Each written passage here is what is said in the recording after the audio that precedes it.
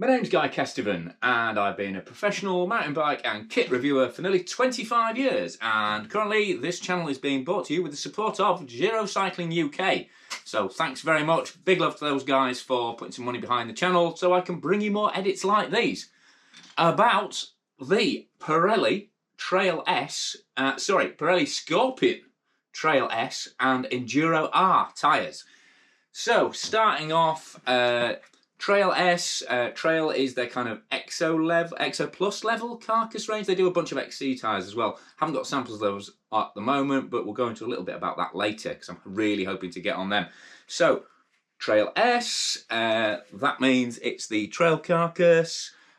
So you're getting a pro wall carcass is what they call it. It's 60 TPI, several overlapping layers, and it's got nylon sidewall protection in it and a breaker layer under the tread. And you're getting, well, to be honest, all of the tyres get smart grip. I mean, obviously Pirelli, big motorsports brand.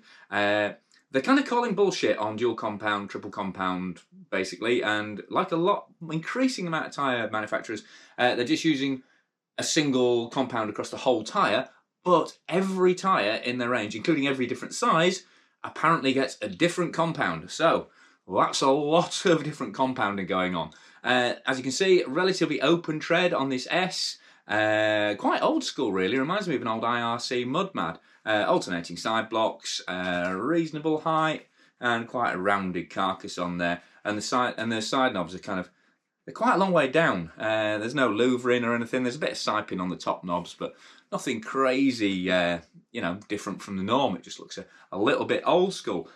Now, interesting, S, I kind of assumed it was for soft, so I'll be running them on the front. But turns out, but it's kind of soft in an Italian way, I guess. So it's not for wet rocks. It's not for slimy hard pack. It's not, and it's usable on wet routes. Interestingly, they didn't send me the M, which is the mixed condition tyre, which you kind of think was that tyre I just described, but it's not. That's the one that's built for sort of wetter weather, wet rocks, wet routes, etc. And I only found that out after I'd been test riding this for a while. So I'm hopefully getting some mediums in. So if a set of mediums suddenly pops into this video in a slightly awkward fashion, that's what's happened. I've added them in later.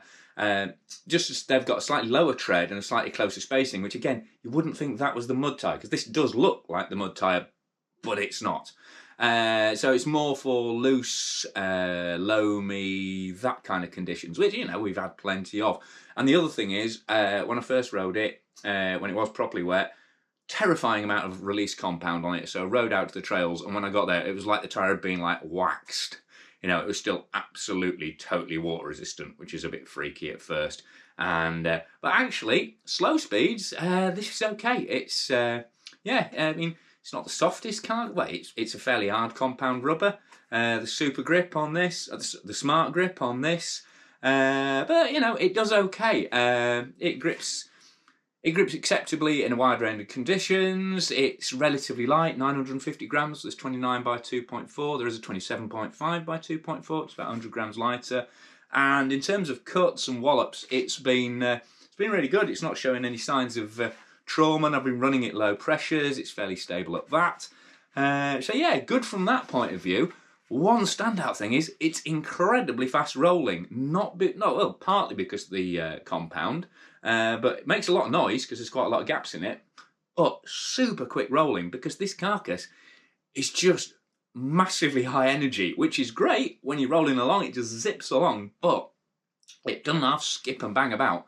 If you start hitting sort of square edges really hard and fast, feels like you've really added a load of compression on the fork, to be honest, or on the rear. And yeah, I mean, it's something I'll go into more on the next tyre as well. But yeah, not a damped tyre by any stretch of the imagination. So if you want a tyre that feels like you've had a fork upgrade when you fitted it, these Pirelli ones are not the ones. But if you want something that looks pretty knobbly and does a decent knobbly job but rolls like crazy, then definitely, these are, I guess, right up the... Yeah, I mean, these, for the way they look, these are proper rapid. And although you have got that sort of XO plus level protection, they're pretty light as well. And oh, and they inflate fine.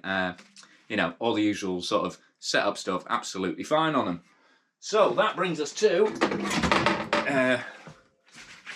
let's get this round the right way around, the Enduro R. Now, different carcass again. This is what they call the hardwall carcass, so tyre is 1090 grams. But again, you know, for an equivalent sort of Maxxis DD, that's not a bad weight. You know, it's certainly under what you're getting for even a Magic Mary and stuff in Smart Wall, which in that new Smart Trail setup, which is like a 1200 gram plus tyre. So again, relatively light for its usage category. And again, you know, it's proved really tough. It's pretty durable, relatively closely spaced, low knobs. So, but interestingly, this kind of, but it's a more UK tyre if you read their listings. I mean, it's ramped, so again, super fast rolling, fair, you know, but it feels a little bit softer in the compound. I've not stuck a durometer pencil in them yet, but feels, you know, again, traction is okay. Low speed, it's fine. Little bit of spin out on really sort of hard, steep stuff, but for kind of loose mixed terrain, I've ridden it everywhere from sand to sort of hard pack, single track to rock, and a little bit of damp.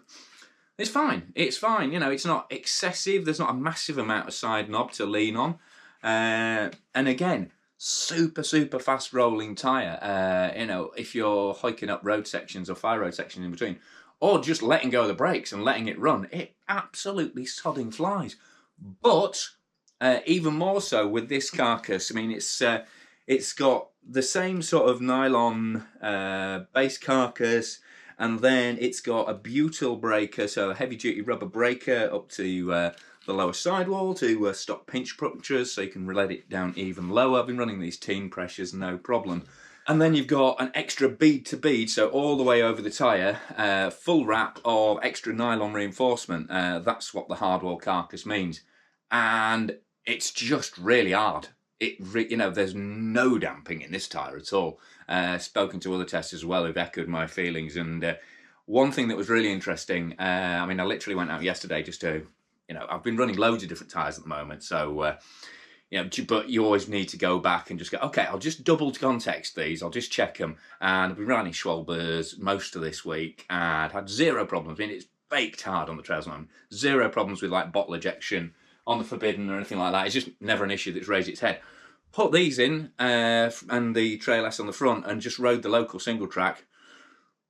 Popped the bottle out 3 times, just shook it out, you know, on relatively short, steppy sections. No differences in any of the other dial settings. Nothing else has changed. It's just the lack of damping from these tyres. And speaking to other tests as well, they're finding they're like bottoming out suspension where they don't bottom it out. But, I mean, to be fair, they're going a lot faster on them just because they roll so damn fast. It's such a high energy carcass, but don't get these. I mean, if you're looking for damping, look for something like a Hutchinson or the old Mavics or, well, you know, there's a bunch of tyres now, Magic Marys. Most tyres now have an element of damping. Not so much these. Oh, Specialized, super damped, the latest Specialized T9 tyres, but this, not so much. Very bright, very peppy, very, well, rattly and fast tyre. Kind of, it's almost like Aaron Gwynn made your tyres for you. So, yeah, super rapid, but don't expect them to stick to the ground much. These are going to be like, which I guess, you know, if you like that pro racy feel, there is definitely a place for them. But if you like kind of a more stuck, involved, sort of gluey, grungy kind of swamp rock feel, not so much on these. But, so, tread compound and tread pattern is kind of what it is. It performs as you'd expect, really. I mean, like you see, relatively small tread, but it's really the carcass on these tyres that kind of defines how they feel and how they stack up against the opposition.